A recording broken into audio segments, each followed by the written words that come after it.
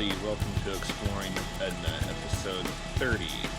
On today's episode, we're finally getting to the valve lifters, the tappets, whatever you want to call them. They are also referenced as auto lash adjusters on the 1987 Dodge Raider with a 2.6 liter 4-cylinder in it. So we're going to replace those, hopefully to eliminate some valve clatter. I hope I've diagnosed it right at least, but I am not a pro by any means. So let me take you over there and I will show you what's going on.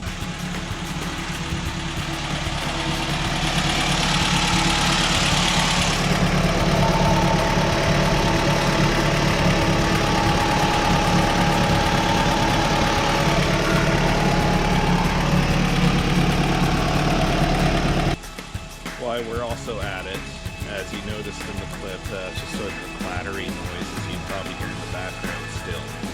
I'm also going to take care of the distributor because I have it 1/2 off, so I'm only able to adjust a very finite amount.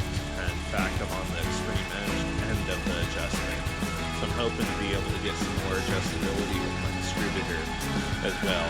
So we'll also give that a go while we're at it, so let's tear into it. Okay, so just a couple things that we have to do to get down to the lifters or tappets or auto lash adjusters, whatever you want to call them. We got our air filter housing, we got this bracket that's for the Weber carburetor. Give you a better view of that. That's just got to be loosened up over here and under here. This is a completely custom mounting spot I did so that I would be able to use the stock housing. Otherwise, this bracket is not particularly designed for that. Then I got to get the valve cover off, and disconnect everything, lift it off, and then get the top piece off here. I'm also going to remove the distributor, but that's nothing too hard at all. I just need to move the tooth, so in fact I don't even need to disconnect the gear. That should just be this bolt right down here to move it off and then move the gear. So we'll give that a go.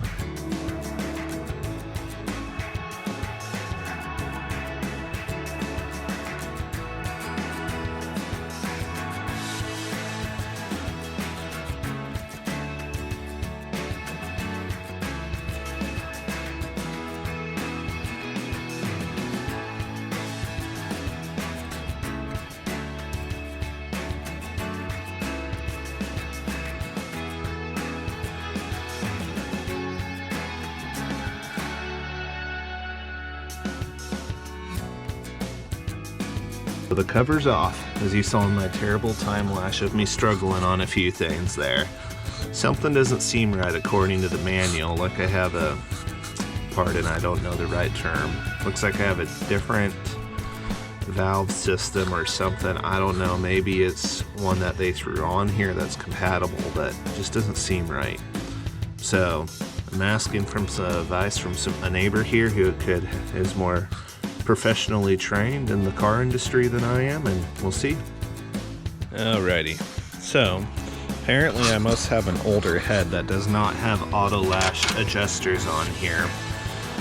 So unfortunately I'm gonna have to either look up the specs or do just manual adjustments while it's running to get rid of the clankiness here. That can get a little messy. Anyways, so I'm going to proceed on with the distributor adjustment here. I want to advance it, as you can see here, we're on the most extreme end of what it could be, so we're like 1/2 off. So the key here is we always want to just keep in position the firing order and how we need to technically advance this so I have more of an adjustable range. So it's key to remember where this is. So let's get at it. Alrighty, many delays later and frustrations. So sorry you guys didn't see bulk of the process, but I moved the distributor by one tooth because of an installation issue, and that was my own fault because I did not put it in there within a good adjustable range. It was on a very end limit. Then we adjusted all the manual adjusters. Apparently this is a 2.5 liter engine, therefore it doesn't have the auto lash adjusters, and yeah, simply put, you know, you're stuck with manual adjustments, which is fine, but I'll just have to get rid of those one parts there, maybe sell them to someone who needs them. But adjusted all those. It's not too hard, you just have to make sure the cylinder is completely decompressed, I believe, if I have the right terminology. Then I use a .006 spacer, stick it between the two right there. Release the lock nut, use that, adjust the screw so that that barely fits in and slides in and out semi-easily, and then tighten the lock nut down and you're A-OK. I've done that now, and it's sounding much better. I did not get a video earlier. I'm on a time issue here though. I got my new gasket maker down. I gotta get this down before it's too late. So I'll be continuing this video at another day. So another day in 3, 2, 1. Welcome to day 2, guys. Sorry about those delays there. But I did have some other research I did here. I do suspect still, after some additional research, I do have a 2.6 liter engine here, not the 2.5, because the only variant I could find that's a 2.5 is a turbo diesel, and this is not a turbo diesel, obviously. However, I either have a engine block mix match where they have an older head on here, because the valves appear to be the manual adjusted ones, obviously, as you saw earlier in the video, and that's from an 83 to an 85 Montero. So I probably have an older engine than the body of this car, but it's been remanufactured and I'm not too worried. I can't really visually show you because I already have the valve cover sealed up again, but I just wanted to go over the valve adjustments. So the jets and the exhaust are 0.01 clearance, and the intake is 0.006. For that, you have these little shims that you put in between the adjustment once. So first, you always have the cylinder with the valves completely closed. Then you make sure that the piston's all the way to the top. Once the valves are completely closed on the intake and exhaust, pistons all the way to the top, you're free to adjust that cylinder. Once that's there, you use the shims, you loosen the set nut, then you use a flathead screwdriver, you move the screw up or down. Then once you get it to the appropriate shim size, I'm sure I'll attach a picture here, hopefully it's a little bit more clear. Then you hold the screwdriver, and using an open end wrench, you set down the lock nut, and you make sure that as you tighten that down that you don't move the screw, because that clearance is very critical. You could possibly kill the engine or damage it in some form or fashion, either immobilizing you or just a minor inconvenience. I'm not that technically knowledgeable on this. Anyways, so we're going to continue on the rebuild now that our valve cover seal was cleaned. We applied some more sealant here to seal it all up. I did all that yesterday. After doing those adjustments, I put a new seal on the distributor itself right here because I was leaking oil right about there. We got the distributor moved over by one tooth to provide hopefully a little bit more of a better adjustable range here. We'll see here soon if that was successful or not.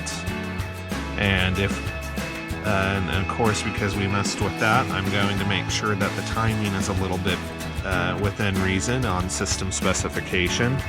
But before I could do that, I want to get the air filter on right there. And then I will shoot a video of how we're initially sounding and after doing the timing. Our spark plug wires are all orderly positioned. Nothing's gonna hit the fan. Got the air filter housing back on. Everything's attached like it should be. So we are ready for the first startup since doing the distributor move and valve adjustments. I'm gonna place you guys right here, and I'm gonna crank the engine on over, give you guys a first look.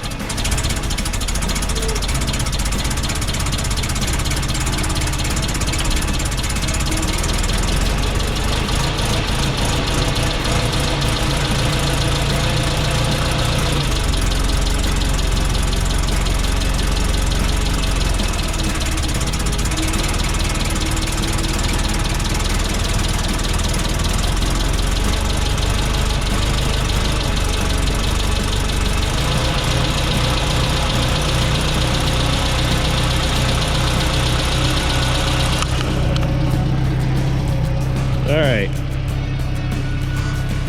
so clearly we're a little rough right now. I need to wait for it to warm up a little bit here.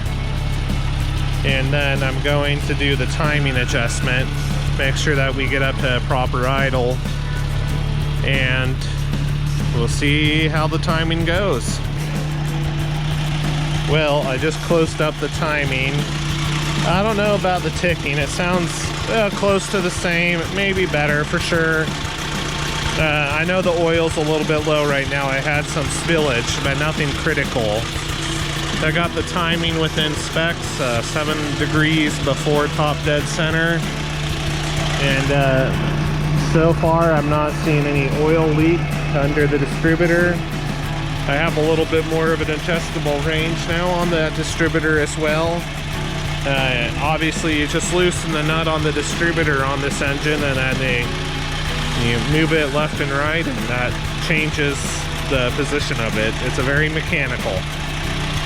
So it's sounding pretty good.